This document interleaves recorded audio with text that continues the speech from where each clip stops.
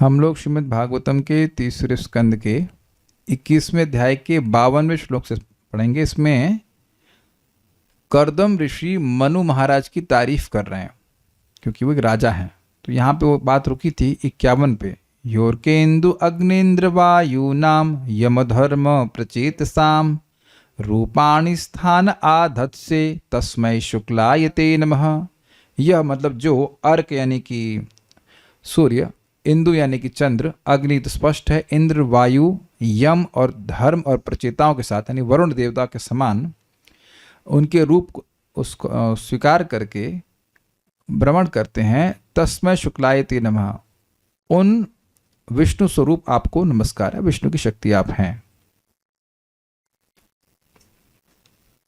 अब हम लोग 52 में सुनते हैं कि क्या बोलेंगे। 52, 53, 54 एक साथ लेंगे तो इसको हम पढ़ रहे हैं। इससे पहले कि श्रीमद् भागवतम के हम इस श्लोक में जाएं, एक बात है जो मुझे काफ़ी देर में समझ में आई। श्रीमान गौरांग प्रभु कई बार इस बात को बोलते हैं कि विपदा और समस्या में भेद है। समस्या वह है जिसका समाधान है। ठंडा लग रहा है, पंखा बंद कर देता हूं। तो एक समस्या है कि भाई ठंड लग रही है तो आप पंखा चालू कीजिए, मतलब पंखा बंद कर दीजिए। इंटरनेट चला गया, अच्छा वो एयरटेल में कंप्लेन कर दीजिए, वो रिपेयर हो जाएगा। तो समस्याओं का समाधान करने के लिए आप जरूरी नहीं कि भगवान का स्मरण किया जाए, यू कैन मैनेज। लेकिन विपदा ऐसी चीज है जिसका सोल्यूशन आपके और मेरे पास नहीं है। जैसे मान लीजिए किसी का युवा लड़का मर जाए, तब क्या करेंगे? एयरटेल वालों को बुलाएंगे इसको दोबारा एक्टिवेट कर दीजिए। इट इज नॉट पॉसिबल, नहीं। या किसी की पत्नी छोड़ के चली जाए उसको, well it I don't know कि समस्या है डोंट नो, बट इट, या किसी का मतलब बच्चा मर जाए, बच्चा मरने की बात है, किसी का एक्सीडेंट हो जाए, तब क्या करेंगे आप? तो अब मैं ये क्यों कह रहा हूं? भागवतम में ध्रुव महाराज के प्रसंग में आप ये कहेंगे, सुनेंगे, हरि स्मृति सर्व विपद विमोक्षणात्। तो मैं सच बता रहा हूं, मुझे पूर्ण श्रद्धा नहीं होती थी इस पे। क्यों? श्लोक का मतलब क्या है? हरि के स्मरण से सर्व विपद, हर प्रकार की विपदा का विशेष रूप से मोक्षण हो जाता है। अब मुझे श्रद्धा पूरी तरह से इस बात पे नहीं थी कि भाई जब मुझे बुखार होता है तब तो मैं पैरास्टामोल ले लेता हूं या वटेवर जो भी दवा ले लेता हूं, तो वहां तो हरे कृष्ण मंत्र नहीं जप रहे हैं। तो पॉइंट ये है कि यहां विपदा बोल रहे हैं, समस्या नहीं बोल रहे हैं। ऑब्वियसली समस्याओं का समाधान भी भगवान की विस्मृति से नहीं होता, इन द सेंस कि अब बहुत बार दवा दी जाती है फिर भी रोग ठीक नहीं होता, ये भी देखा गया है। लेकिन नॉर्मल वे में आप देखिए, स्कूटर खराब हो जाता तो भगवान का स्मरण नहीं करते आप, भगवान स्कूटर रिपेयर करा दीजिए, भगवान दूध नहीं मिला we don't do that, normally नहीं करते। लेकिन विपदा अर्थात मृत्यु, मृत्यु रूपी विपदा का क्या सोल्यूशन है? कोई सोल्यूशन नहीं है। तो भगवान का विस्मरण, क्षमा कीजिए, भगवान का स्मरण हर प्रकार की विपत्ति अर्थात उस समस्या का जिसका समाधान आपके पास है नहीं, उसको विशेष रूप से मुक्त दूर कर देता है। और स्पेशल समस्या क्या है? जन्म, मृत्यु, जरा और व्याधि, इसका ये विपदाएं हैं और इनका निराकरण केवल भगवान की स्मृति से ही हो सकता है। और उसी स्मृति के लिए हम श्रीमद् भागवतम को रोज स्मरण करते हैं। तो हम लोग अब श्लोक को बोलते हैं। जैसे अभी आप देखिए 51वें श्लोक में क्या बोले, तस्मै शुक्लायते नमः। मनु महाराज को बोल रहे हैं, लेकिन मनु महाराज का स्मरण या उनका गुणगान भगवत संबंध में कर रहे हैं, भगवान से अलग होकर के नहीं चल रहा है। तो आप आ रहे हो बोलने के लिए, आप वहीं से भी बोल सकती हैं, वहां तक माइक कैच करेगा।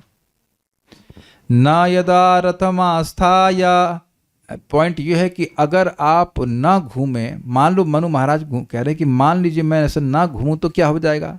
तो कह रहे हैं कि क्या हो जाएगा बता रहे हैं। न यदा रथमास्थाय जैत्रम मणिगणार्पितम, न यदा रथमास्थाय जैत्रम मणिगणार्पितम, विस्फूर्ज चंड को दंडो रथेना त्रासयन अघान। विस्फुर्ज चण्डको दण्डो रथेन त्रासयन्नधान्। न यदा रथमास्थाय जैत्रं मणिगणार्पितम्। न यदा रथमास्थाय जैत्रं मणिगणार्पितम्। विस्फूर्ज चंड को दंडो रथेना त्रासयन अघान। विस्फुर्ज चण्डको दण्डो रथेन त्रासयन्नधान्। मैंने अभी कैसे करेंगे, ठीक है इसको बार बोल लीजिए, 3 श्लोक हैं, बोलिए। हाँ। न यदा रथमास्थाय जैत्रं मणिगणार्पितम्। न यदा रथमास्थाय जैत्रं मणिगणार्पितम्। विस्फुर्ज चण्डको दण्डो रथेन त्रासयन्नधान्। विस्फूर्ज चंड को दंडो रथेना त्रासयन अघान। अगला श्लोक भी बोल लीजिए। स्वसैन्य चरण क्षुण्णम वेपयन मंडलम भुवः। स्वसैन्यचरणक्षुण्णं वेपयन् मण्डलं भुवः। विकर्षन् बृहतीं सेनां पर्यटन् अंशुमानिव। विकर्षन् बृहतीं सेनां पर्यटस्यंशुमानिव। बोलिए। स्वसैन्यचरणक्षुण्णं वेपयन् मण्डलं भुवः। स्वसैन्य चरण क्षुण्णम वेपयन मंडलम भुवः। विकर्षन् बृहतीं सेनां पर्यटस्यंशुमानिव। विकर्षन् बृहतीं सेनां पर्यटन संशुमानिव। एक और है। तदैव सेतवः सर्वे वर्णाश्रम निबन्धनाः। तदैव सेतवः सर्वे वर्णाश्रम निबन्धनाः। भगवद रचिता राजन् भिद्येरन् बत दस्युभिः। भगवद् रचिता राजन् भिद्येरन् बत दस्युभिः। तदैव सेतवः सर्वे वर्णाश्रम निबन्धनाः। तदैव सेतवः सर्वे वर्णाश्रम निबन्धनाः। भगवद् रचिता राजन् भिद्येरन् बत दस्युभिः। भगवद रचिता राजन् भिद्येरन् बत दस्युभिः। यदि आप अपने, किसको बोल रहे हैं, कर्दम ऋषि बोल रहे हैं, मनु महाराज, स्वयंभू मनु को। यदि आप अपने विजयी रत्न जटित रथ पर, जिसकी उपस्थिति मात्र से अपराधी भयभीत हो उठते हैं, सवार ना हो, यदि आप अपने धनुष की प्रचंड टंकार ना करें, और यदि आप तेजवान सूर्य की भांति संसार भर में एक विशाल सेना लेकर विचरण ना करें, जिसके पदाघात से पृथ्वी मंडल हिलने लगती है, तो स्वयं भगवान द्वारा बनाई गई समस्त वर्णों तथा आश्रमों की व्यवस्था चोरों तथा डाकुओं द्वारा छिन्न भिन्न हो जाए। तो यहाँ पे देखिए स्पष्ट रूप से कर्दम मुनि कृतज्ञता ज्ञापित कर रहे हैं कि जो हम ये 10,000 साल भजन कर पाए वो आपकी कृपा से हुआ। ये सबको समझ में आया? ये हम साधु लोग जो भजन कर पा रहे हैं वह आपके जैसे सद राजा की वजह से कर पा रहे हैं। अब प्रैक्टिकल देखो ना, बांग्लादेश में अब वो इस्कॉन के भक्तों को कितना प्रताड़ना हो रही, क्योंकि राजा गड़बड़ है वहाँ का। ये तो उसमें कोई नेगेटिव पॉइंट तो कुछ है नहीं। वो बस क्यों परेशान कर रहे हैं, हिंदू हैं या भगवान की भक्ति कर रहे हैं। हिरण्यकश्यप प्रहलाद महाराज को क्यों परेशान किया? भाई डिवोटी हैं। आप सामान्यतः देखो, डिवोटी थोड़ा बहुत कुछ गड़बड़ करते हैं, ऐसे सामान्यतः परेशान अच्छे डिवोटी होते जाते हैं तो उनको तो किसी को परेशान करने की इच्छा ही नहीं होती है, संकल्प ही नहीं आता है।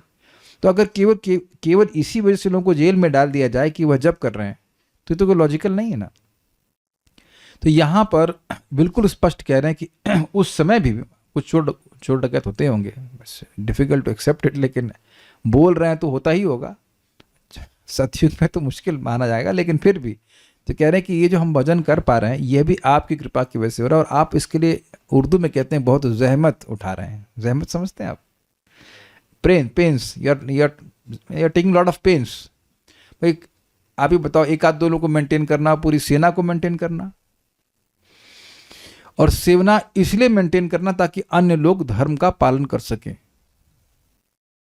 तो इसलिए कह रहे हैं कि ये आपका उपकार है हमारे ऊपर, ठीक है, हम सभी लोगों के ऊपर, ब्राह्मणों के ऊपर, क्षत्रिय के ऊपर, वैश्य के ऊपर, शूद्र के ऊपर।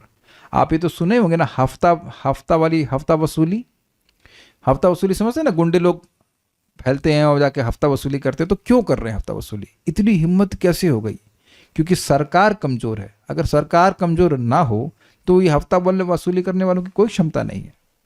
तो इस प्रकार से अब जो वणिक वर्ग है उनको भी सुरक्षा मिल रही है, और जो शूद्र हैं उनको भी गुंडे लोग बड़ा परेशान करते हैं, तो उनको भी वह सुरक्षा मिलती है पुलिस की वजह से। पुलिस से मैं बोल रहा हूँ मतलब बेसिकली राजा की तरफ से, जो राजा होता है वह।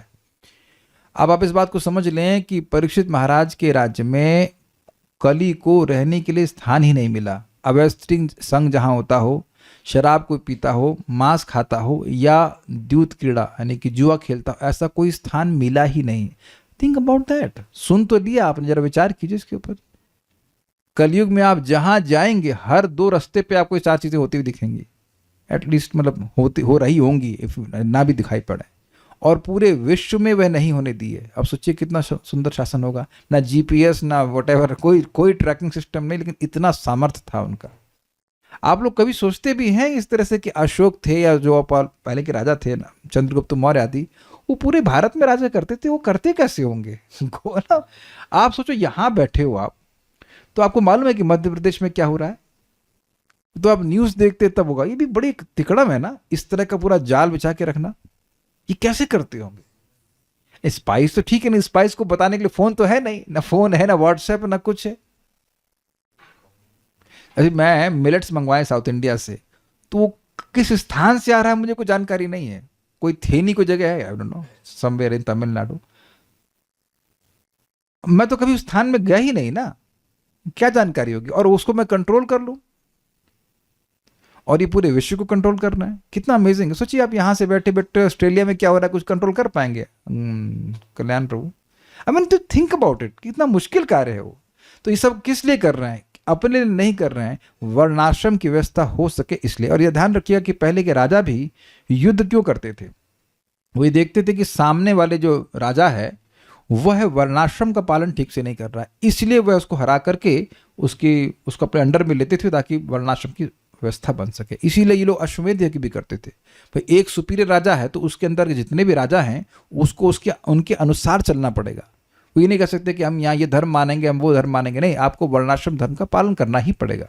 ये बात है। अब जरा देख लेते अन्वय। यदा, जिस समय आप मणिगण अर्थात अनेक मणियों से अर्पितम जुड़े हुए या जड़े हुए जैत्रम जयदायक रथम आस्थाया रथ पर बैठते हैं, न उस समय चंड कोदंड धनुष की विस्फुजित टंकार से, या ना का मतलब उस समय कैसे हो गया? कुछ मिस्टेक है ना, गलत आ गया यहां।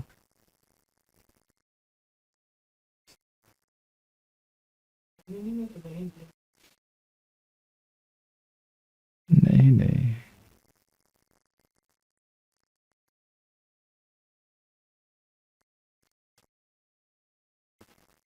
देखिए ऐसे इसको रखना पड़ेगा, मिस्टेक है अन्वय में। अन्वय को छोड़ दें, सीधे देखते हैं। ना यदा रथम आस्थाया, यदि आप रथ पे आसीन होकर, रथम आस्था में रथ पे आसीन होकर ना चढ़े, ठीक है? कैसा रथ? जैत्रम मणि गणार्पितम, जो जयदायक है और मणिगण मणि के समूह से अर्पित है, अर्थात मणि समूह से वह जड़ा हुआ है। उस रथ पर बहुत सारे मणि लगे हुए हैं। विस्फूर्ज चंड कोदंड, कोदंड का अर्थ लिया है धनुष, है ना, और विस्फूर्जित मतलब टंकार से। तो जो धनुष की प्रचंड टंकार है उसके द्वारा रथे न त्रास्यन अघान, जो पापी हैं उस रथ पर चढ़कर, अगर जो पापी उनको त्रास ना दें, ये अर्थ है, इस अर्थ में जा रहा है। वो कुछ अन्वय में मिस्टेक हो गया है। न यदा रथम आस्थाया जैत्रम मणिगणार्पितम विस्फुर्ज चंड कोदंडो रथेन त्रास्यन अघान। समझ में आ रहा है? रथ को आस्थाया, रथ पर स्थित होकर, ठीक है? यदि, यदा मतलब यदि नहीं, यदि मतलब जब, यदा मतलब जब या जिस समय आप नहीं ना ऐसा करें। और वह रथ कैसा है? जैत्रम, जयदायक है और मणियों से युक्त है। और उस समय आपका जो प्रचंड टंकार है आपके धनुष की, उसके द्वारा अगर पापियों को आप ना त्रासित करें, उनको भयभीत ना करें, ये बात यहां तक इनकम्प्लीट सेंटेंस है, उसका आगे जा रहे हैं। सेंस वही है कि हम आगे सब लोग डिस्टर्ब होंगे, लेकिन इतनी बात हुई कि आप रथ, मणियों से युक्त रथ पर चढ़कर अपने प्रचंड धनुष की टंकार को करते हुए, या धनुष की प्रचंड टंकार को करते हुए, दोनों बातें हो सकती हैं। अगर आप पापियों को न डराएं, त्रास ना दें, तो आगे फिर कहते हैं उसके बाद कहते हैं स्वसैन्य, हे महाराज आप अपनी सेना के चरणों से शूर्ण अर्थात रौंदे गए भुवमंडलम, भूमंडल को वेपयन यानी कंपाते हुए, बृहतिम सेनाम विकर्षयन विशाल सेना का पथ प्रदर्शन करते हुए, अंशुमान एवं पर्यटसी सूर्य के समान भ्रमण कर रहे हैं। मतलब अगर आप ऐसा ना करें तो वो पिछले श्लोक से ले लीजिएगा, स्वसैन्य चरण शुण्डम, अपनी सेना के चरणों के द्वारा विमर्दित। भाई बहुत सारे जब सैनिक हैं वो धम धम धम धम करके जा रहे हैं तो उनके पदाघात से पृथ्वी दलित होगी कि नहीं, उस पर क्या से पाउंडिंग कहते हैं, पाउंडिंग होगी कि नहीं इस तरह से। वेपयन मंडलम भुवा, इस प्रकार से आप पृथ्वी को, भूमंडल को कपाते हैं। कांपने का आपको अनुभव सेना से तो भले ना हो लेकिन जेसीबी से जरूर होगा। जेसीबी चलता है तो कुछ कांपना महसूस होता है। और मान लीजिए 100 जेसीबी हो, 100 रथ हो, भाई आप समझ रहे हैं ना, घोड़े चल रहे हैं तो घोड़े की टाप होगी और वो जो इंसान होंगे वह भी बहुत भारी भरकम होंगे। हमारी तरह 5 फुट 7 इंच के नहीं होते थे उसमें, 8-8 फुट के होते थे। Is it not? आजकल एवरेज हो क्या, हम बहुत ऊंचे हैं, कितने 6 फीट, अच्छा उसमें 8-8 फीट की, कोई 8 फीट का इंसान, कोई 9 फीट का इंसान। अब जैसे भीम ही थे, मैं गलत बोल गया सॉरी, ये तो सत्युग की बात है, तो 10 फुट से भी ऊपर होंगे। मैं स्मरण कर रहा था महाभारत का टाइम, और बड़ा था कि बलराम जी के सामने रेतवी माता बहुत लंबी थी तो अपना वो हल से उनको नीचे किए, तो सतयुग में तो और लंबे होंगे और बलशाली होंगे। तो पृथ्वी तो वही है ना, पृथ्वी का साइज तो चेंज नहीं हो रहा है। तो जितना बड़ा व्यक्ति, अब 10 फुट का मान लीजिए व्यक्ति और पूरा बलशाली है और उसकी पूरी सेना इस प्रकार की है, तो वह अगर चलेगा तो पाउंडिंग होगी कि नहीं। पाउंडिंग समझना, जैसे आपने पाउंडिंग का अर्थ लेंगे आप, जैसे आप मसाले पीसते ना उससे खल बोलते ना, तो कितनी आवाज़ होती, धम धम धम, इस प्रकार से आवाज़ होगी। तो कह रहे हैं ऐसा करके आप करते हैं। और विकर्षण बृहतीम सेना, अपनी बृहती मतलब बहुत बड़ी सेना को विकर्षण मतलब खींचना। तो क्या राजा सेना को खींचता है? हाँ, एक सेंस में कि भाई राजा के पीछे पीछे खींच करके सारे सैनिक जाते हैं। नहीं समझ में आ रहा है? राजा जहां जा रहा होता है उसी के पीछे सैनिक जाते हैं कि अलग चलते हैं कि नहीं?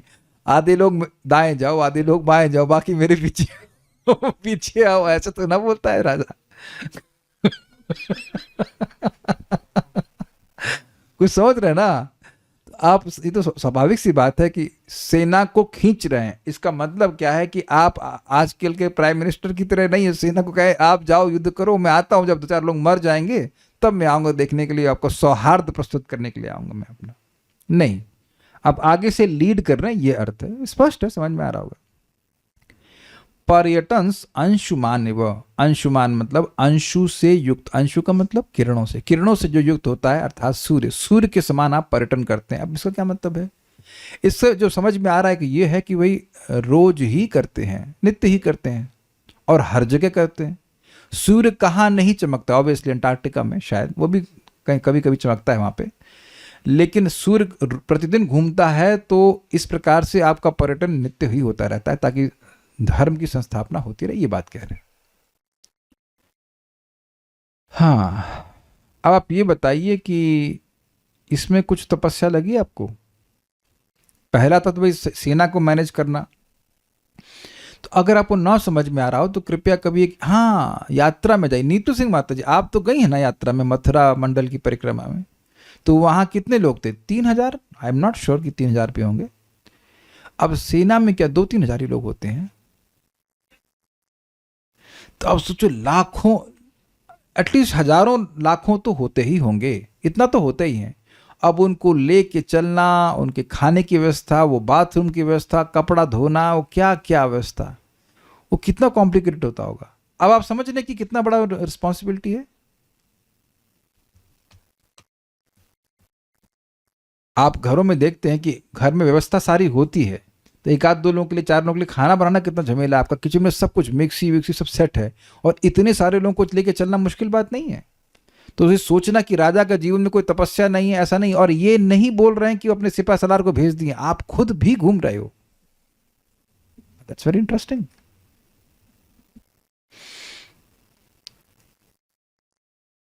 एक और अर्थ भी समझ सकते हैं कि जैसे सूर्य प्रकाश के द्वारा अंधकार के भय का निवारण कर देता है, ऐसे आप पर्यटन कर रहे हो और जो दस्युओं का, जो डाकुओं का भय है, वह उसका आप निवारण कर दे रहे हैं। ये तो समझ रहे हैं? आप लोग को पता नहीं कभी ऐसा अनुभव हुआ है कि नहीं, हमें तो हुआ है ऐसा अनुभव। हम लोग फार्म में थे और गांव के कुछ गुंडे लोग लिटरली गन वन लेकर के आ गए थे, बड़ा परेशान कर रहे थे। तो जैसे ही पुलिस आई तो हम लोग का सारा भय समाप्त हो गया। हम लोग को शांत करने का प्रयास कर रहे थे, लेकिन हम लोग के पास तो कोई गन थी नहीं, कुछ नहीं था। तो वो लोग थोड़ा सा रौब दिखा रहे थे, परेशान भी कर रहे थे।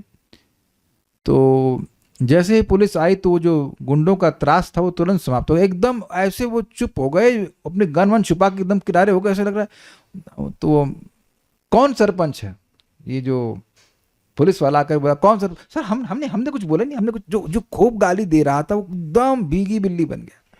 हम सर, हम तो कुछ नहीं, एकदम हमको वो सीन याद रहा, अन्यथा तो हमें कभी जरूरत नहीं पड़ी। लेकिन वहां मैंने देखा कैसे पुलिस बड़ा स्ट्रांग था, वो हटा कट्टा था वो, और बहुत, मतलब पुलिस इंस्पेक्टर, और बहुत स्ट्रांगली ही बिहेव्ड, वेरी स्ट्रांगली ही बिहेव्ड, डरा दिया उनको, भगा दिया। तो इस प्रकार से राजा के सैनिकों के भय से, राजा के भय से, ये जो भय से जो दस्युओं का भय सता रहा है, जो कि अंधकार के समान है, वह नष्ट करते जाते हैं। जैसे कि सूर्य अपने प्रकाश के द्वारा सभी के अंधकार को नष्ट करता है, पार्शलिटी नहीं करते हैं, सूर्य करते नहीं ना, उसी प्रकार से आप सभी के भय का निवारण करते हैं।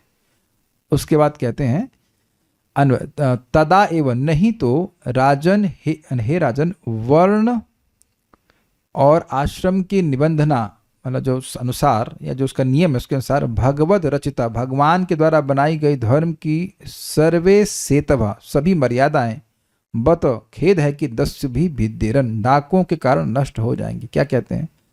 तदेव, मतलब उसी समय अन्यथा नहीं। जब आप रथ ले पर आसीन होकर के सब जगह जाते हैं अपनी सेना को लेकर, उसी समय सर्वे सेतभा, वर्णाश्रम निबंधना, सेतु का अर्थ होता है पुल, लेकिन सेतु का अर्थ मर्यादा भी होता है। मर्यादा मीन्स लिमिट। तो जो लिमिट है वर्ण और आश्रम की, ब्राह्मण, क्षत्रिय, वैश्य, शूद्र, इसके ये कार्य हैं, वो सब जो कि भगवान के द्वारा रचित हैं। क्या श्लोक है गीता का? चातुर्वर्ण्यम मया सृष्टम गुण कर्म विभागशः तस्य कर्तारमपि माम विद्य अकर्तारम अव्ययम, कि इस 4 वर्ण और आश्रम की व्यवस्था सृष्टि करने वाला मैं हूं। तो भगवान चाहते हैं कि वर्ण और आश्रम की व्यवस्था बने, हर व्यक्ति अपने वर्ण की और आश्रम की योग्यताओं के अनुसार जब चलता है तो उसके लिए वो दिव्य होता है, वह मोक्ष का कारण बनता है। तो वो सब नष्ट हो जाएगा, शूद्र शराब वराब पीने लग जाएंगे, इस तरह से। तो ये हे राजन, अर्थात हे राजन स्वयंभू मनु, जब आप चलते हैं तभी वह रखता है, नहीं तो नष्ट हो जाएगा। भिद्येरन भत दस्यु भी, कितने खेद की बात है कि जो दस्यु हैं, ये डकैत हैं, ये सब इस वर्णाश्रम की व्यवस्था को तोड़ देंगे। तो उम्मीद है कि श्लोक कुछ समझ में आ गया होगा। हम आगे पढ़ते हैं। श्रीधरी, न यदा इत्यादि 5 श्लोकों का यह अर्थ है कि यद्यपि धर्म की रक्षा के प्रसंग में सर्वत्र भ्रमण करने वाले आपका उसी प्रसंग में आगमन संभव है, फिर भी यदि आपका कोई विशेष कार्य हो तो उसे आप बतलाएं। अब एक बड़ी मजेदार बात यहाँ पे है, कह रहे हैं ये कि देखिए आपका ये जो भ्रमण है ये किसी और प्रयोजन से तो होता नहीं है। राजा का भ्रमण केवल और केवल धर्म की रक्षा के लिए होता है। लेकिन फिर भी आप, ये तो सामान्य बात है कि आप राजा कहीं जा रहा है तो धर्म की रक्षा के लिए ही जा रहा है, लेकिन आप मेरे आश्रम में किसी विशेष कारण से आए हों तो बतलाएं। इस श्लोक में नहीं है, इस श्लोक में नहीं है। श्रीधर स्वामी इसके आशय को बता रहे हैं। That's what we hear acharyas, वह उनके आशय को बता रहे हैं कि ये यहां तो ये नहीं कहे ना कि अच्छा आप अपनी लड़की को लेके आए हैं, शादी की बात करने आए हैं, लगता है ये तो नहीं बोल रहे ना, ये तो नहीं बोल रहे ना। जबकि उनको पता है, भगवान बोले थे कि परसों के दिन आएंगे मनु महाराज, उनको पता है कि ये क्यों आए हैं। Is it not? अगर मान लीजिए कि कोई बोल दे कि भगवान ही आके आपको बोल दें कि परसों दिन ये व्यक्ति आपसे इसलिए आएंगे, तो वो जब आएंगे तो आप बोलेंगे, क्या आप बोलोगे, क्या बताओ, आप यही बोलोगे ना, भगवान ने मुझे बोला था आप आएंगे, यस यस आई न्यू, आप यही बोलेंगे ना। लेकिन कितने सभ्य हैं, ऐसा नहीं बोल रहे हैं वो। अच्छा, ऐसा बोलना मजेदार होता कि नहीं? मनु महाराज, अरे भगवान आपको दिखे, भगवान बताए आपको कि मैं आऊंगा। लेकिन इस तरह से बात नहीं कर रहे हैं सभ्य व्यक्ति, ना ही करते हैं। तो कह रहे हैं कि आप तो केवल धर्म की रक्षा के लिए ही चलते हैं, लेकिन फिर भी किसी विशेष प्रयोजन से आए हैं तो बताइए। तरीका है बात करने का, यद्यपि ये श्लोक में नहीं है, लेकिन that's how it is mentioned by आचार्य। श्लोकार्थ इस प्रकार है, मणि समूह जटित विजय प्रद रथ पर सवार होकर यदि आप भूमंडल पर भ्रमण नहीं करें तो फिर अनेक प्रकार की मर्यादाएं विनष्ट हो जाएंगी। एक बात आ जाएगी, भाई रथ कैसे जय प्रदान कर देगा? देखिए, होता है भगवान श्री कृष्ण जब अर्जुन को युद्ध में, जब अर्जुन का युद्ध भी, अर्जुन में जो रथ था वह भी स्पेशल था ना। अर्जुन के रथ पर स्वयं बजरंगी हनुमान जी आसीन थे, तो वह भी सहायता कर रहे थे। खैर भगवान भी थे। तो ये रथ का भी फर्क पड़ता है। जैसे आप सोचिए टैंक का फर्क नहीं पड़ता है। टैंक एक प्रकार का रथ है कि नहीं?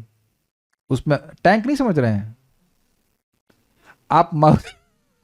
आप मारुति कार लेके जाएंगे युद्ध में, टैंक एक, अच्छा अब एकदम बात समझ में आ जाएगी। आजकल बहुत तरह के वो हवाई जहाज बन रहे हैं, फाइटर प्लेन्स, तो वो भी एक प्रकार का रथ है कि नहीं? उसमें भी कुछ तारतम्यता है कि नहीं? ये 5th जनरेशन, ये 4th जनरेशन, ये ऐसे करके पुराने रिटायर हो गए, इनके आगे तो आप देख लीजिए कि जो सबसे हाईएस्ट, मतलब सबसे अच्छा होगा, उस पर विजय पाना कठिन होगा।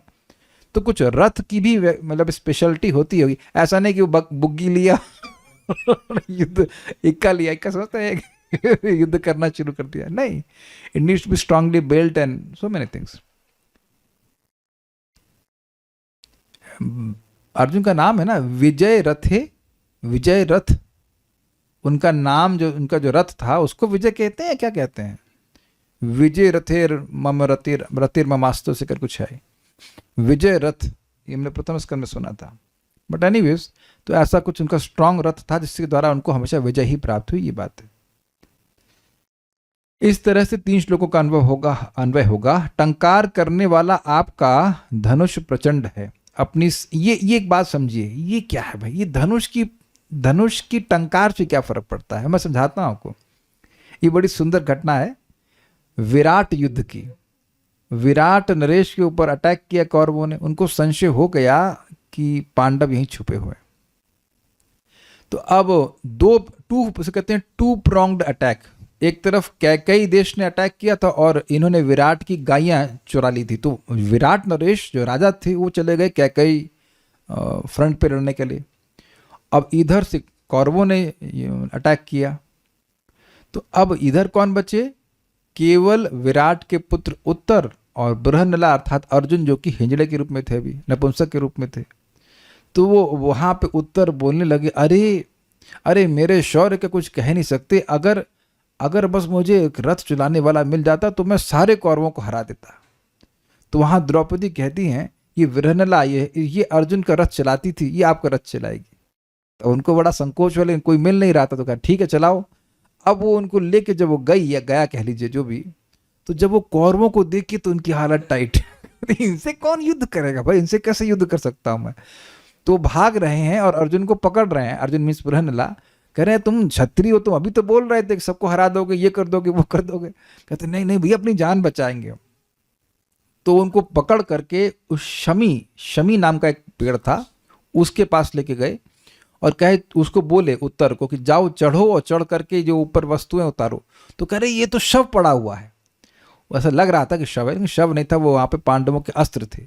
तो वो वहाँ से गांडीव उतारते हैं और फिर वो उनको लगता अरे भाई ये तो अर्जुन है, उनको समझ में आता है। तो अब अर्जुन बन जाते हैं रथी और उत्तर बन जाते हैं सारथी। घटना सबको पता है, लेकिन इसको याद करने में बड़ा आनंद आता है। और जब अर्जुन अब युद्ध भी नहीं कर रहे होते हैं, यानी युद्ध कर रहे होते हैं, तो जब वो टंकार होती है उसकी, उससे ही उत्तर की हालत खराब हो रही थी क्योंकि सबसे ज्यादा साउंड तो उनको ही आ रहा था ना।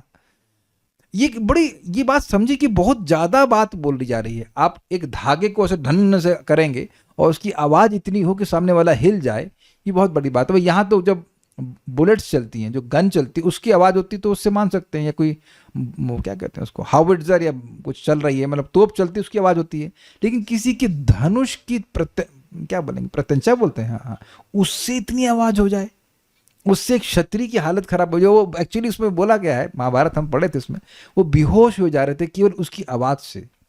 और यह भी नहीं मालूम चल रहा था, बड़ा सुंदर है, कि अर्जुन जो है उनका धनुष गोल दिख रहा था। कुछ समझ रहे हैं गोल क्यों दिखेगा? धनुष का जो प्रत्यंशता, मान लीजिए धनुष ऐसे तुलना कर लीजिए और उसका ऐसे खींचा जाएगा तो गोल हो जाता है कि नहीं? तो इतनी तेजी से वो बाण चला रहे थे कि वो ऐसा लग रहा था कि वो गोल ही है, मतलब ये दिख नहीं रहा था कि वो धागा वापस कब आ रहा है। कुछ समझ रहे हैं? इतना आसान तो है ना एक ही साथ हजारों लोगों से युद्ध करना। अकेले अर्जुन ने सारे लोगों को हरा दिया। हमको ये सीन बहुत अच्छा लगता है। I mean glorifying Arjun is my favourite, not past time but it is my liking. ये बहुत अच्छा लगता है, अर्जुन मुझे बड़े पसंद है। क्या युद्ध करते थे वो। तो हमको समझा रहे थे कि इस प्रकार से प्रत्यंचा का जो मतलब जो धनुष की टंकार है वह लोगों को प्रभावित करती है। अपनी सेना के चरणों से मर्दित पृथ्वी को कपाते हुए विशाल सेना के साथ आप यदि भ्रमण करें, सॉरी यहाँ पे ना छूट गया, यदि भ्रमण ना करें तो अनेक मर्यादाएं विनष्ट हो जाएंगी। ये आप विजुअलाइज भी कर सकते हो कि मान लीजिए हम चोर हैं वहाँ पे और एकदम से अब ये सेना आ रही, तो आप भागेंगे वहाँ से? भागेंगे कि नहीं भागेंगे? कहीं कोई डकैत है और एकदम से देखेंगे रात रात सेना आ रही है, दूर से ही भागेगा, अरे भैया आ गई सेना, सेना आ गई। इस तरह से तात्पर्य, उत्तरदायी राजा का धर्म है कि वह मानव समाज की सामाजिक तथा आध्यात्मिक व्यवस्थाओं की रक्षा करे। आध्यात्मिक व्यवस्था 4 आश्रमों में बटी है, ब्रह्मचर्य, गृहस्थ, वानप्रस्थ तथा संन्यास। जबकि सामाजिक व्यवस्था कर्म तथा गुण के अनुसार ब्राह्मणों, क्षत्रियों, वैश्यों तथा शूद्रों से निर्मित है।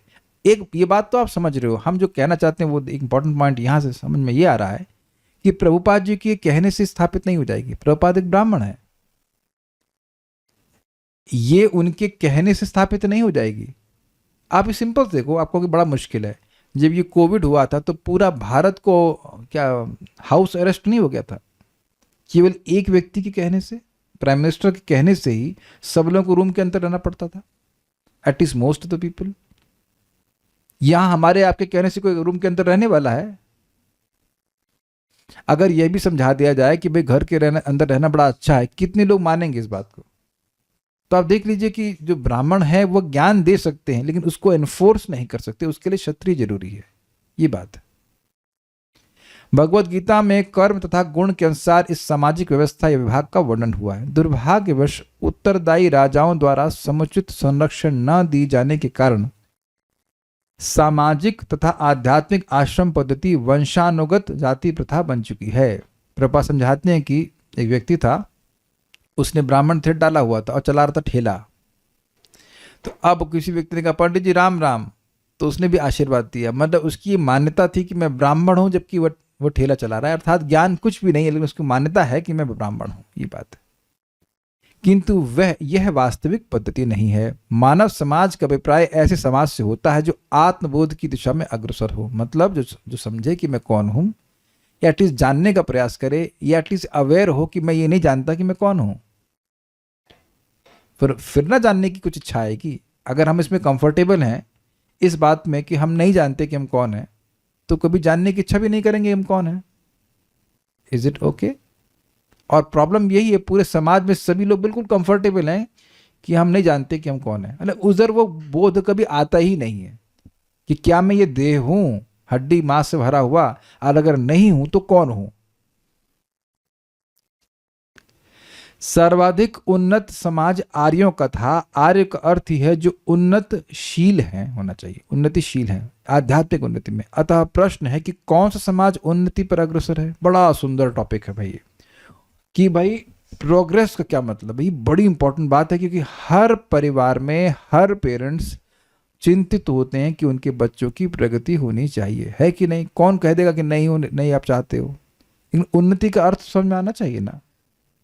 उन्नति का अर्थ वृथा ही भौतिक आवश्यकताओं को उत्पन्न करना तथा तथाकथित भौतिक सुखों की सारे विश्व में वृद्धि करके मानव शक्ति को अपव्यय करना नहीं है। ये समझे? प्रभुपाद कहते हैं पहले जमाने में उस्तरा आता था। उस्तरा समझते हैं? उस्तरा नाइफ, जैसे ना सब्जी काटने वाला नहीं भाई, वो जो बाल सिलते हैं। कितने रुपए का आता होगा?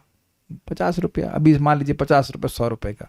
अब कह रहे उसके लिए लोगों ने मशीन बना रखी है। हमने भी खरीदी थी बेवकूफ़ी में उसको अरे भाई जाकर 50 रुपये में छिलवा लो, काम खत्म। किसी को पेट भर जाएगा उससे, है ना? आप देखिए कि इसके पूरे पीछे पूरी एक इंडस्ट्री होगी कि नहीं। मैं प्रभु जी लोगों को बोल रहा हूँ, वो शेविंग ब्लेड्स का कितना खर्चा बढ़ गया है। वो पूरी कंपनी बनी हुई ना, वो पहले 1 फिर 2 फिर 3 फिर 4 और 5 और उसका 7-8 भी हो जाते हो। मल्टीपल ब्लेड्स लगे उसमें, कितने उसके पीछे फैक्ट्री लगी होंगी, है कि नहीं? अब हम लोग भी इस्तेमाल कर ही रहे हैं, लेकिन प्रभुपाद हंसते थे कि देखो कपड़े धोने के लिए उन्हें लोहे का बक्सा खरीद दिया, मतलब वॉशिंग मशीन। अब यहां खरीद दिया, आश्रम में तो हम हाथ से धुलते थे, लेकिन एक है ना। अब एक विचार कीजिए कि केवल एक वॉशिंग मशीन के पीछे कितनी बड़ी इंडस्ट्री है। आपको बहुत सिंपल लगता होगा, लेकिन लोग ये सोचते हैं कि हम उन्नत हैं क्योंकि हमारे घर में बस वॉशिंग मशीन है। ठीक है, आप वॉशिंग मशीन रखना चाहते हो, कोई प्रॉब्लम इतना नहीं है, लेकिन जब तो करना चाहिए, भगवान के बारे में तो कुछ सुनना चाहिए। तो इसमें एकदम नील। ये कोई हम गलत तो नहीं कह रहे हैं, देख ही रहे हैं आप। वैसे कल्याणपुर के पास वॉशिंग मशीन नहीं है तो उन्नत नहीं है आप। करणामृत प्रभु के पास भी नहीं, तो उससे आपके जीवन में क्या कठिनाई आ रही है जरा बताइए। अग्रीड? तो अब आप नहीं रख रहे हैं तो आप देख लीजिए, कोई दिक्कत नहीं आ रही।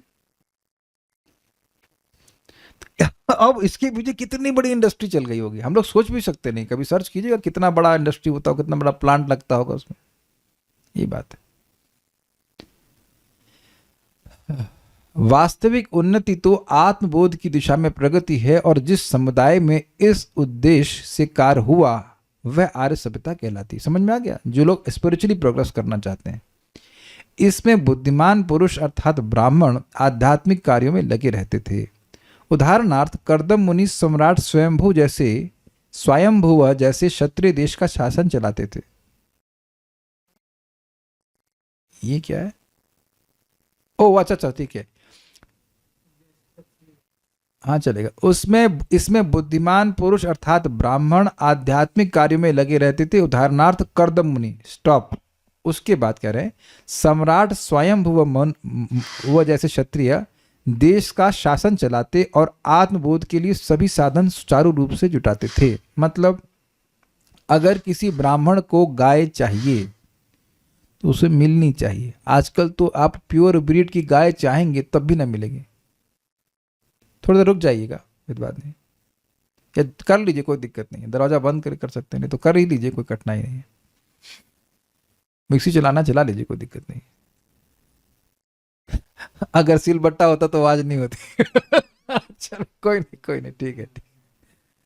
कुर्सी अंदर ले लीजिए, माता जी को बैठने के लिए सुविधा होगी, बैठ जाएंगे। ठीक है, थोड़ी देर की क्लास है बस। क्या बात कर रहा था? हाँ, अगर उनको लकड़ी चाहिए तो लकड़ी मिल जाएगी। आजकल एक ब्राह्मण को लकड़ी के लिए क्या करना पड़ेगा? अब कहां से खरीदेगा बताइए? एक्चुअल ब्राह्मण जो होगा, एक ब्राह्मण की बात है, क्षत्रिय वैश्य सभी इस प्रकार से हो गया। ठीक है। राजा का धर्म है कि वह देश भर में घूम घूम करके देखे कि राज्य व्यवस्था ठीक है। वर्णों तथा आश्रमों पर आधारित, इसको थोड़ा आवाज कम कर दीजिए। हाँ बस। वर्णों तथा आश्रमों पर आधारित भारतीय सभ्यता का ह्रास हो गया है, क्योंकि वह विदेशियों पर या जो वर्णाश्रम की सभ्यता का पालन नहीं करते थे उन पर निर्भर रहने लगी। ये समझ रहे हैं बात? जो भी चीज विदेश से आई है वो बहुत अच्छी है, ये मानने लग गए हैं लोग। हमने एक छोटा सा वीडियो देखा, हमको बहुत अच्छी लगी बात कि साउथ इंडिया में अभी भी जो उनके मंत्री हैं वह भी धोती पहनते हैं, है कि नहीं? दिस इज मैंने देखा तो बहुत बार होगा, लेकिन मुझे इस तरह से मैं बस एस्टॉनिश्ड कि कितना उनका सुंदर कल्चर है। अभी भी मतलब वैष्णवता, भगवान का नाम उच्चारण, और ये धोती को एक प्राइम मिनिस्टर मिनिस्टर पहन रहे हैं। इवन हीरो भी उनके धोती पहनते, सीएम भी पहनते हैं। This is very amazing. और आजकल अगर कोई, हम लोग जैसे कभी नोएडा जाते हैं तो ऐसा लोग देखते हैं ये क्या है, धोती कुर्ता, और खुद नहीं सोचते हैं कि जो फटी हुई जीन्स पहन वो कोई खराब है। मेट्रो में क्या वो सब बात अलग है, लेकिन पॉइंट इज दैट कि वो बिल्कुल आश्चर्य होकर देखते हैं ये क्या पहने हुए धोती कुर्ता। रेयर होगा, लाखों में कोई एक दिखेगा आपको मतलब धोती पहना हुआ। As a matter of South India में धोती भी नहीं पहनते, वो लुंगी पहनते हैं। लुंगी, अब बताइए लुंगी पहन के आप कहीं घूम रहे हैं, they are not exactly wearing in our way, वो लुंगी पहनते हैं, फिर भी उसको बहुत अच्छा मानते हैं। मतलब उनका कल्चर है, मेन बात ये है। आपको पता है शिला भक्ति सिद्धांत सरस्वती ठाकुर जी की उनकी स्पृहा थी कि, मतलब इच्छा थी कि अगर दोबारा जन्म लें तो श्री वैष्णव फैमिली में जन्म लें। वो कल्चर उनका इस प्रकार से है। तो ये सब बातें हैं। प्रभुपाद जी का ये विशेष श्रेय है कि विदेशियों तक को धोती कुर्ता पहनवा दिए। कितना अमेजिंग बात है। ठीक है, ये महाराज इस बात पे कहते हैं ये पैंट सेंट पहन करके पूजा नहीं होती भगवान की। ऐसा नहीं कि आप जीन्स पैंट पहने हैं या अपनी सामान्य पैंट भी पहने भगवान की आरती कर रहे हैं। भगवान की आरती करने के लिए कुछ वेशभूषा होती है। जब तो चलो कैसे भी कर लो, लेकिन one should think about this. लोगों को तिलक लगाने में शर्म आती है, बताइए। इस सब कितना अमेजिंग है ना। फटी हुई जीन्स पहन रहे हैं, उसमें नहीं सोचते कि कैसा लगेगा, और तिलक लगाने में शर्म आती। इस प्रकार वर्णाश्रम पद्धति का अब जाति प्रथा में ह्रास हो चुका है। मतलब जो चीज नेचुरल क्वालिटी के अनुसार होनी चाहिए वो सब केवल जाति के अनुसार हो रही है। यहाँ पर चारों वर्णों तथा आश्रमों की संस्था की पुष्टि भगवत रचित कहकर की गई है, जिसका अर्थ है श्री भगवान द्वारा बनाई गई। क्या मतलब है इसका, बताता हूं। भगवत गीता में भी इसकी पुष्टि हुई है, चातुर्वर्ण्यम मया सृष्टम। आपको प्रभात बोल ही रहे हैं, मैं समझाता हूं। भगवान कहते हैं कि चारों वर्ण तथा चारों आश्रम मेरे द्वारा बनाए गए हैं। भगवान द्वारा सृष्ट कोई भी वस्तु न तो छिपाई जा सकती है न समाप्त की जा सकती है। वर्णों तथा आश्रमों का विभाग चलता रहेगा, चाहे वे अपने मूल रूप में हो या बिगड़े रूप में, किंतु श्री भगवान द्वारा सृष्ट होने से उनको समाप्त नहीं किया जा सकता। वे भगवान की सृष्टि होने के कारण सूर्य की भांति बनी रहेंगी, चाहे मेघ आच्छादित हो या निर्मल आकाश में हो, तो सूर्य तो बना ही रहेगा। इस प्रकार जब वर्णाश्रम पद्धति का ह्रास हो जाता है तो यह वंशानुगत जाति प्रथा प्रतीत होने लगती है, किंतु प्रत्येक समाज में बुद्धिमान, वीर, व्यापारी तथा श्रमिक वर्ग होता है। पूरा पढ़ूंगा फिर समझाता हूं। जब वैदिक नियमों के अनुसार नहीं, अब मैं समझाता हूं। देखिए बात प्रभुपाद क्या कह रहे हैं। कह रहे हैं कि देखिए भगवान ने कहा है चातुर्वर्ण्यम मया सृष्टम, ये मैंने सृष्टि करी, तुमने नहीं करी है, इसलिए तुम उसको नष्ट भी नहीं कर सकते हो। जैसे हिमालय की सृष्टि तो आप समझ ही रहे होंगे, कौन सी कंपनी करी है, हिमालय की भगवान ने करी है। तो हम लोग सोच भी नहीं सकते कि हिमालय को नष्ट कर दें। वो थोड़ा बहुत पत्थर से इधर से ला के उधर कर देंगे, उधर से ला के इधर कर लेंगे। गंगा जी की सृष्टि कौन की है, भगवान की है। तो गंगा जी को थोड़ा पॉल्यूट कर सकते हैं, लेकिन गंगा जी को समाप्त नहीं कर सकते। आज तक वो ऐसा प्रोजेक्ट हुआ कि गंगा जी को खत्म कर दें, यमुना जी को खत्म कर दें। वो सूखेंगे तो अपनी इच्छा से होंगे, आपके मेरे करने से नहीं होंगे। ये क्लियर हुआ। समुद्र की सृष्टि भगवान की है कि नहीं, तो समुद्र को सुखा सकता है कोई? क्या सबको समझ में आ रहा है? जिस चीज की सृष्टि भगवान करते हैं उसको मनुष्य नष्ट नहीं कर सकता, क्योंकि उसने इसकी सृष्टि ही नहीं करी है। क्लियर। अब प्रभुपाद ये कह रहे हैं, बड़ी इंटरेस्टिंग बात, कि हर समाज में साइंटिस्ट होते हैं कि नहीं, कुछ इंटेलेक्चुअल लोग होते हैं, कुछ रूलिंग क्लास होता है, कुछ बिजनेस क्लास होता है, कुछ वर्किंग क्लास होता है। अग्रीड। रशिया में सोशलिज्म तो शायद वहीं से है ना, कम्युनिज्म। तो वो कहते हैं कि सब लोग बराबर हैं। तो सब लोग को बराबर कैसे कर रहे हो आप, कैसे कर सकते हो? अच्छा एक और बात है, अगर आप सबको बराबर कर रहे हैं तो आप तो लीडर हो गए ना। सब लोग आपकी बात मान रहे हैं तो कह रहे हैं कि सब लोग बराबर हैं, तो फिर आप तो लीडर हो गए, तो आप तो अलग हो गए कि नहीं उनसे? सब लोग बराबर हो ही नहीं सकते हैं। अब हमारे शरीर में सारे अंग बराबर हैं, आंख हमारे आंख कान के बराबर है नहीं, लेकिन इन सारे अंगों का आपस में क्या बोलेंगे शब्द, सामंजस्य है, कोऑर्डिनेशन है। तो कुछ लोग टीचर होंगे तो they will be naturally teacher. ऐसा नहीं कि आप उनको फोर्स करेंगे, नहीं, वो नेचुरली टीचर ही होंगे। जैसे मैं टीचर हूं, अब मेरी बहन जो है उनको बिजनेस में इंटरेस्ट है, उनसे कह दो टीचिंग करेंगे तो ना कर सकती। आप बैठा भी देंगे तो नहीं कर पाएंगे, वो नहीं कर पाएंगे। And there is nothing wrong. Problem थोड़ा समझ लीजिए, प्रॉब्लम क्या है। जब कोई व्यक्ति अपने बच्चे के करियर के बारे में चिंता करता है तो वो एक गलत चिंता करता है। इसे इंजीनियर बनना चाहिए, हाँ बेसिकली शूद्र, लेकिन उसका हो सकता है बिजनेस में ओरिएंटेशन हो, उसका संस्कार पूर्व जन्म से ऐसे हो कि वो बिजनेस करना चाहता हो। कुछ समझ पा रहे हैं बात? बहुत सुंदर बात समझाई गई है कि जैसे मछली है, मछली पानी में चलना उसके लिए मतलब तैरना सहज है, और बंदर के लिए जमीन पे। तो बंदर से कहा जाए कि यार तुम पानी में नहीं चल सकते, तुम यूजलेस हो, और मछली से कहा जाए कि तुम पेड़ पे नहीं चढ़ सकती, इसलिए यूजलेस हो। तो दोनों ही बातें गलत हैं कि नहीं? ये समाज में एक बहुत बड़ी प्रॉब्लम है, और इसी वजह से लोग प्रोफेशनली भी फ्रस्ट्रेटेड हैं। हर व्यक्ति को शूद्र बना दो, हर व्यक्ति को शूद्र बना दो। अरे भाई किसी को वैश्य बनना है तो वैश्य बनना चाहिए ना। आप देखो पहले के ज़माने में लाला जी होते थे, उनके बेटा भी उसी तरह के होते थे, उन्हें कोई पढ़ने की जरूरत नहीं होती, टाइम बर्बाद करने की जरूरत नहीं होती फालतू की। Is it not? अभी हमारे यहाँ पे एक अग्रवाल हार्डवेयर करके बड़े अच्छे मतलब सेठ हैं कह लीजिए, तो उनका लड़का भी पता नहीं क्या क्या पढ़ के आया, फिर बैठा दुकान पे। हमने कहा दुकान पे ही बैठना था तो इतना डिग्री काय के लिए? कर वो शादी के लिए जरूरी थी। इस सब, बट ये सब कोई जरूरत नहीं है। This is not absolutely needed. ब्राह्मण था तो अपने अपने बेटे को पढ़ाएगा, वो आगे जाके ब्राह्मण बन जाते थे। This is very simple. मैं एक एस्ट्रोलॉजर को जानता हूं, उनका एक भी लड़का एस्ट्रोलॉजर नहीं बना, एक भी नहीं। वो कोई लॉयर बन गया, कुछ बन गया, दैट्स ऑल राइट, उनकी इच्छा इस प्रकार की थी। तो ये बात है। तो उम्मीद है कि आप बात समझ पा रहे हैं। एक बात जो लोग नहीं समझ पा रहे हैं वो ये है कि वह सोचते हैं साइंटिस्ट की जरूरत तो है लेकिन ब्राह्मण की जरूरत नहीं है कि नहीं? क्या आप लोग इस बात को समझ रहे हैं? हमारे जीवन में हम सोचते हैं कि साइंस की जरूरत है, वैज्ञानिक की जरूरत है, लेकिन ब्राह्मण की जरूरत नहीं है जो हमको आत्मबोध की तरफ बता सके या आत्म साक्षात्कार के लिए कुछ सहायता करे, क्योंकि लोगों की इच्छा ही नहीं है। और इसीलिए आप देखिए कि भक्तों की संगत में आने से पहले किसी ने ना तो कोई बताया और ना कि कोई इच्छा हुई कि मुझे कोई भगवान के बारे में बताए। इसीलिए प्रभुपाद जी कहते हैं कि हम इस्कॉन जो है वह ब्राह्मणों को क्रिएट करने के लिए, हम क्षत्रिय भी नहीं क्रिएट कर सकते। बहुत सारे भक्तों की जरूरत है जो भगवान के बारे में ठीक ठीक बता सके ताकि लोगों को प्रबोध प्राप्त हो सके। ये बात है। तो आप इस सिस्टम को नष्ट कर ही नहीं सकते, पॉल्यूट कर सकते हैं, लेकिन हमेशा कहीं ना कहीं लीडर रहेगा, हमेशा कहीं ना कहीं टीचर रहेगा, हमेशा कहीं ना कोई बिजनेसमैन रहेगा, और शूद्र तो है ही। ये बात।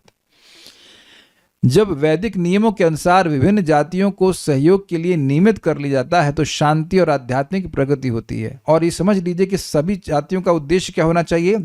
भगवान के बारे में सुनना, भगवान के बारे में बोलना, भगवान के बारे में स्मरण करना, उनका पूजन करना। देखिए सिंपल सी बात है, याद हुआ? सुनना, बोलना, स्मरण करना और पूजन करना।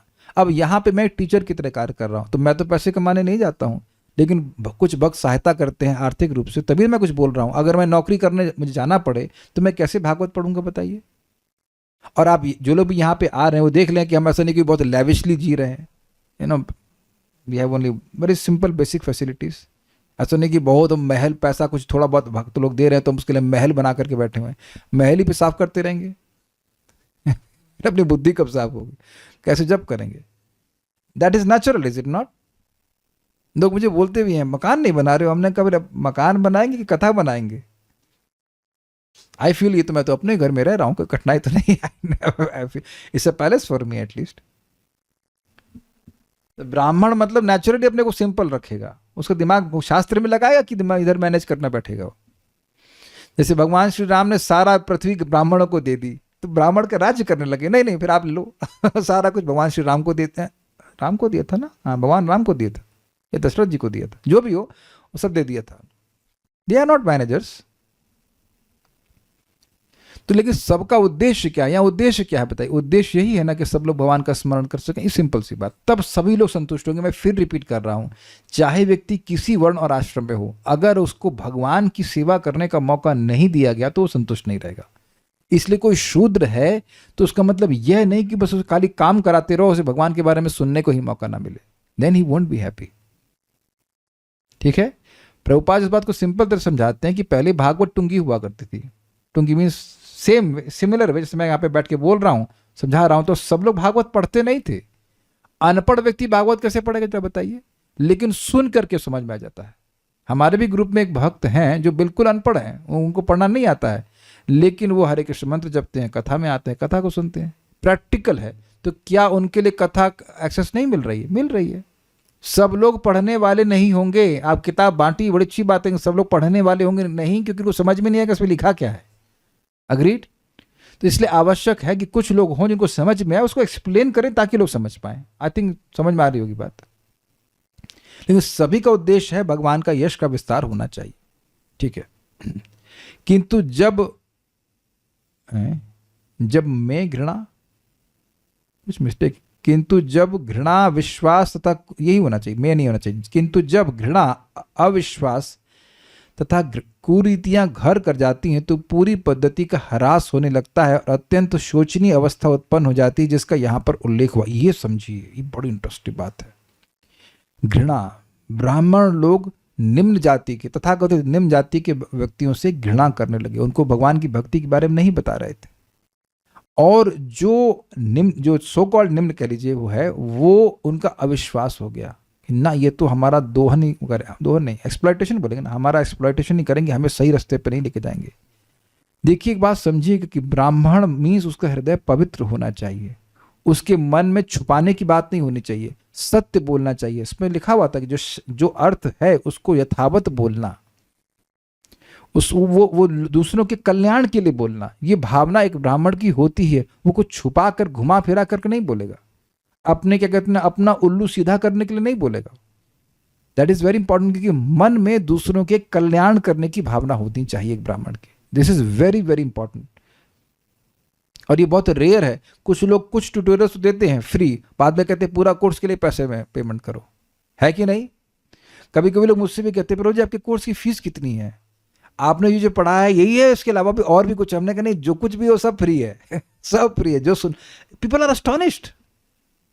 लेकिन ज्ञान फ्री ही दिया जाता है, उसके बदले में कोई अगर डोनेशन देना चाहे वो एक अलग बात है, बट फीस नहीं आप प्रेस्क्राइब कर सकते हो। Then you are not a Brahmin, then you are a शूद्र। अगर मैं कहूं कि भाई मेरे को आप 500 रुपए जमा कीजिए तो मैं क्लास दूंगा, हो गया, फिर तो बिजनेसमैन हो गए आप। You can not give knowledge. ये एक अलग बात है कि भगवान कहते हैं कोई ज्ञान देता है तो उसको दान देना चाहिए, दैट्स अ डिफरेंट थिंग, ब्राह्मण को देना चाहिए। लेकिन ब्राह्मण चार्ज नहीं कर सकता है कि मैं कथा कह रहा हूं, लाख रुपए दीजिए। नाम नहीं रखना चाहते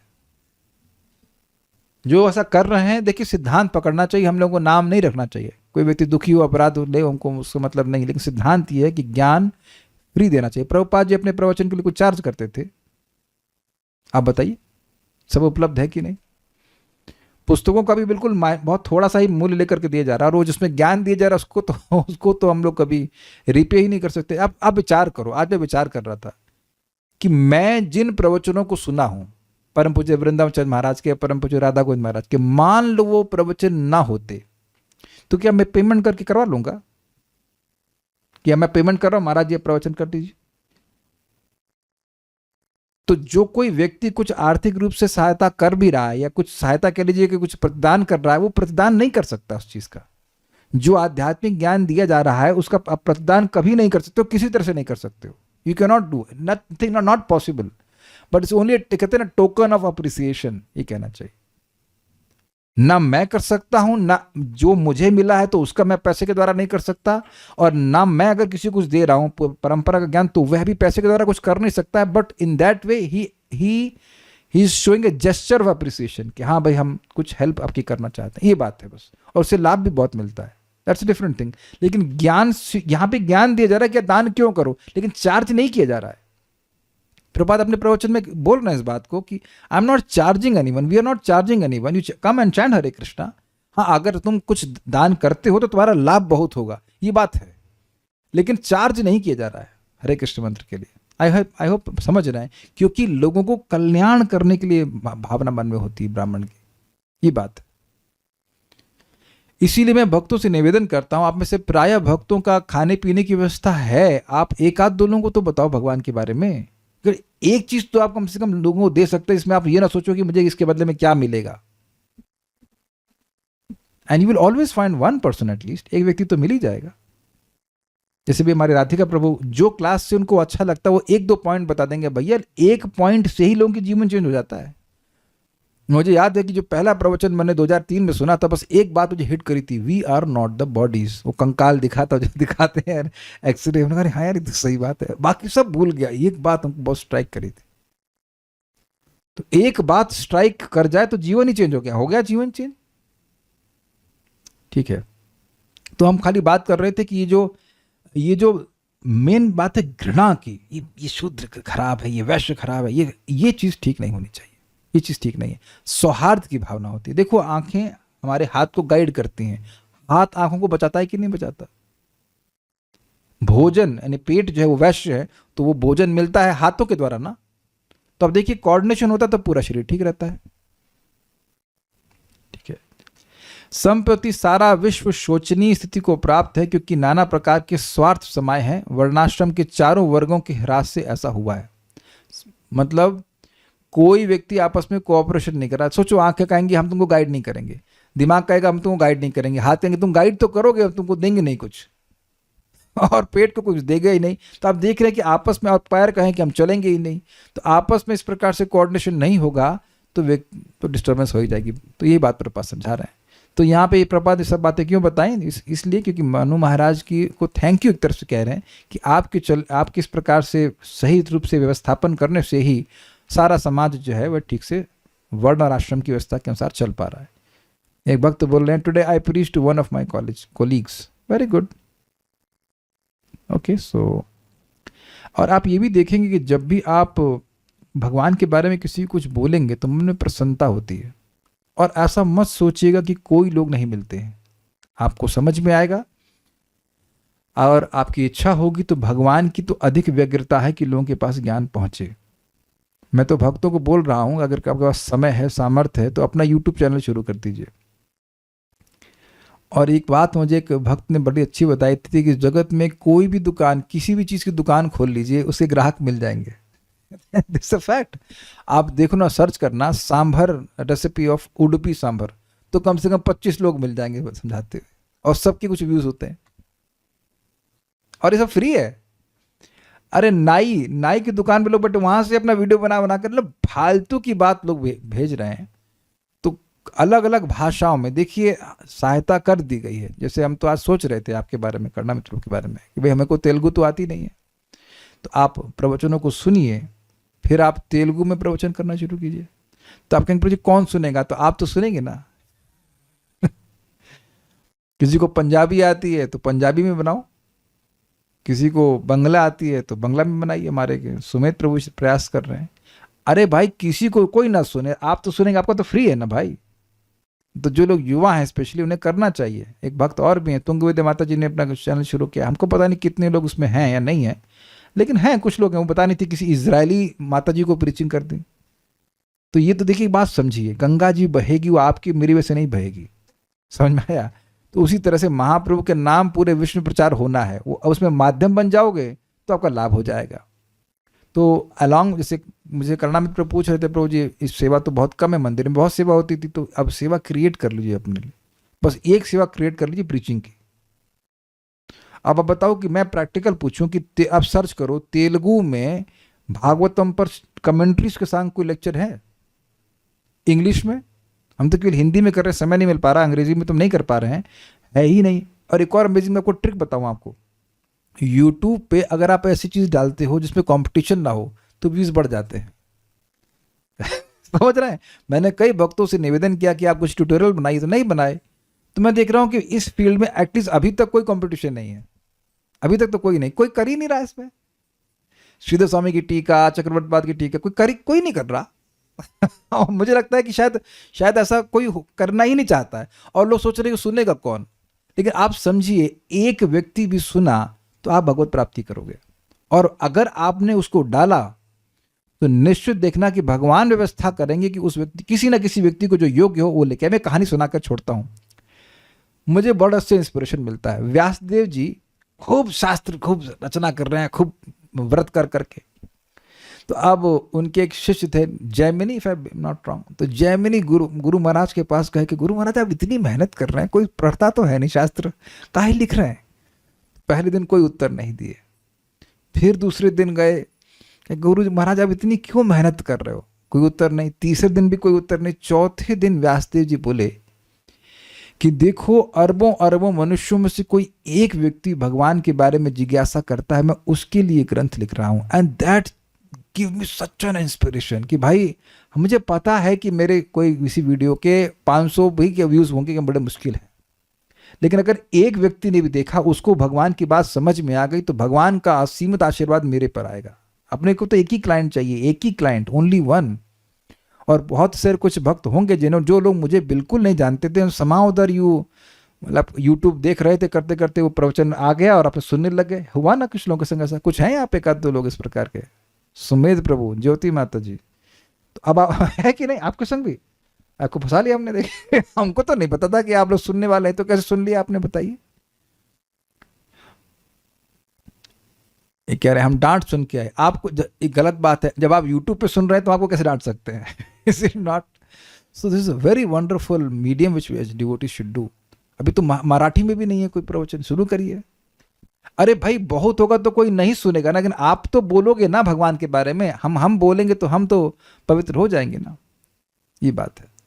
और इसमें कोई कंपटीशन नहीं। अगर आप मराठी के ट्यूटोरियल्स बनाओगे, कोई कंपटीशन नहीं पूरे वर्ल्ड में, पूरे वर्ल्ड में। और आश्चर्य ये हुआ, हमको आश्चर्य हुआ, लास्ट टाइम मैंने देखा तो जो 1.1 हमने श्रीधर स्वामी की टीका समझाई थी, उस बहुत समय पहले देखा था, 21,000 व्यूज हैं उसके। How come that is possible? 21,000 views. और आप समझ लीजिए इसका मतलब क्या है कि उनमें से कुछ लोगों ने तो सुना ही होगा, सुनने की इच्छा होने मात्र से 1.1.2 बोलता है कि भगवान हृदय में आ जाते हैं।